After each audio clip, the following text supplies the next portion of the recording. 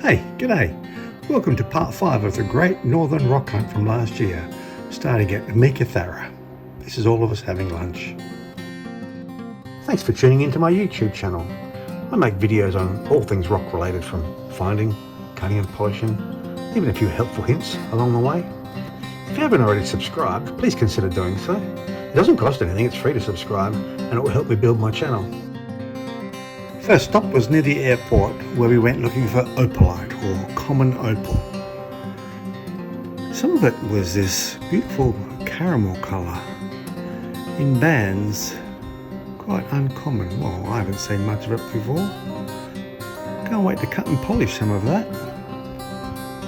A lot of it had dendrites, not so much this one. There are dendrites in there, if you look close enough. Lots of variation in this, and mainly just white with, of course, the black dendrites and clear sections. That's how it looks before you crack it open. It's just a dirty red rock. So we were all wandering around with our hammers, cracking rocks and see what was inside. From there we had lunch in a park near the town centre and went looking for some breccia. So this breccia is different to what we found near Payne's Find. Sort of chunkier and different in colour. There's lots of these black stuff and very dark burgundy as well. I've actually got some of this in the tumbler right now, and will be coming out in about a week and a bit, hopefully all polished and glossy. So yeah, very different to the Payne's Find breccia, this stuff. Beautiful fine patterns in there too, where the jasper or the chert has formed fine lines and then become broken up and merged back into one rock again. Very nice. From there we went looking for magnetite crystals. You can find magnetite crystals just alongside the road here, about 5 kilometres out of Meekatharra. And the way you collect magnetite crystals is good fun. So you have a stick with a magnet on the end, wrapped in a bit of plastic. The plastic so you can easily remove the magnetite crystals once they stick to the magnet. You wipe it around like you're mopping the floor or something, sweeping the floor. Although you can't really see them, the magnet picks them all up. So these are magnetite crystals. From there you wipe them off into your container, which is what I did here, and then go again. This is some of the crew searching for magnetite. And this is what I ended up with. What's that, about half a kilo I think it was, of magnetite crystals. Beautiful little crystals, all the same shape, like this. Now I made a video when I was here last year, in a moment of stupidity, and I'll show you that now. The thing about collecting magnetite crystals is some of the tiny little ones get caught up in the treads of your shoes, which can lead to some pretty weird side effects.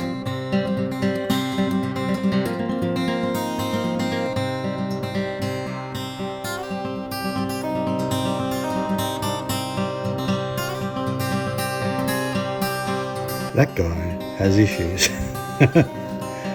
So, from there, half a dozen of us decided to go to Gascoyne Junction and look for peanut wood, which we'd been told we could find if we knew where to look. The rest of the group went back to Perth. That night we stayed at Mount Gould Police Station. It used to be a police station, it's now a camping ground. Beautiful place too. This was the first thing the next morning.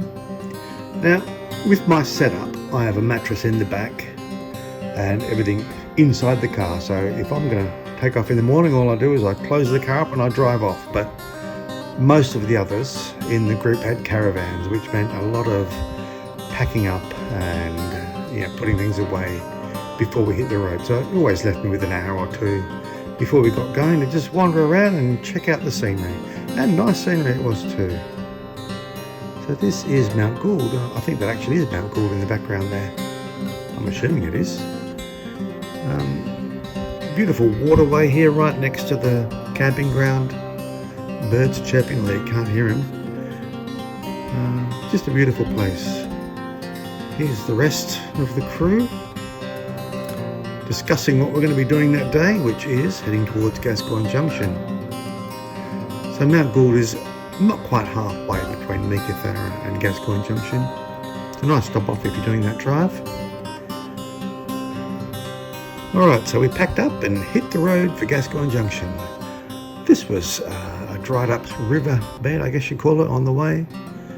I thought it was interesting, so I took some photos. And then we hit Gascoyne Junction. Now just out of Gascoyne Junction, just out of town, you can find fossils like these. This is what I brought home with me. I didn't want too much. That sits in my rock garden now. But it's basically covered in all different sorts of fossils. By far the most exciting part is right here, this part here. So it looks like 3 different shells or corals, whatever, in that one piece. This was a bigger piece I left, a bit too big to bring home. And off we went to Gascoyne Junction, and first stop we found some Mookaite. Now there's a place, if you know where to look, and I'm not going to be telling you, where they dump the Mookaite out and sort through it and leave all the little bits and pieces behind they're not interested in, which is what you're looking at here. So basically it's just alongside the main road, and you go through and you pick out nice little pieces of Mookaite. This is the Brecciated Mookaite. I tried to get more Brecciated stuff this time. There's lots of this brown, white, yellow stuff, but didn't quite get as much Brecciated as I wanted. Again, this is Brecciated Mookaite. This is Brecciated. Brecciated means it's been broken up and then remineralised back into one rock. Another piece of Brecciated. Maybe I did get more Brecciated than I thought. Now this one's good. It has those dendrites there, those branch-like things. The problem with dendrites on Mookaite is that they're just surface dendrites. So if you're going to tumble polish them, they'll usually get worn away. Usually. Another piece of Mookaite. I just like that really deep red orange colour there. That's nice. Close-up picture of it. Another odd Brecciated piece. Now again, I have Brecciated Mookaite in one of my other tumblers right now, and that'll come out in about 2 weeks. This is your standard sort of Mookaite, this one. Oh, now this is one piece that I know is in the tumbler, and I'm expecting good things for this. It looks very loose and like it's going to fracture, but I'm hoping it won't. And another piece of Brecciated. And this was us stopping the night at Gascoyne Junction. There's a free campground there. So early the next morning we thought, let's go find some peanut wood. We'd been told if we go down this dry riverbed, about 1.5 kilometres, 2 kilometres, we'd find peanut wood. We ended up going 3.5 kilometres. It took us 2.5, 3 hours, and no peanut wood. And what you're looking at is a trail from my GPS watch. And what you're looking at here is the trail of my GPS watch as I look for someone's bag which has his keys and his wallet in it he'd put down. Not a good idea out here. What we did find though is this. I'm calling it Mookaite because it certainly fractures and cuts like Mookaite. And it's very different to colours we'd got before. Again, I've got some more of this in the tumbler with that Brecciated stuff that'll come out in about 2 weeks from now. But yeah, purples and yellows and oranges, along with whites. Very different to what I'd normally find here. So yeah, even though we didn't find peanut wood, I was very happy with what I brought back.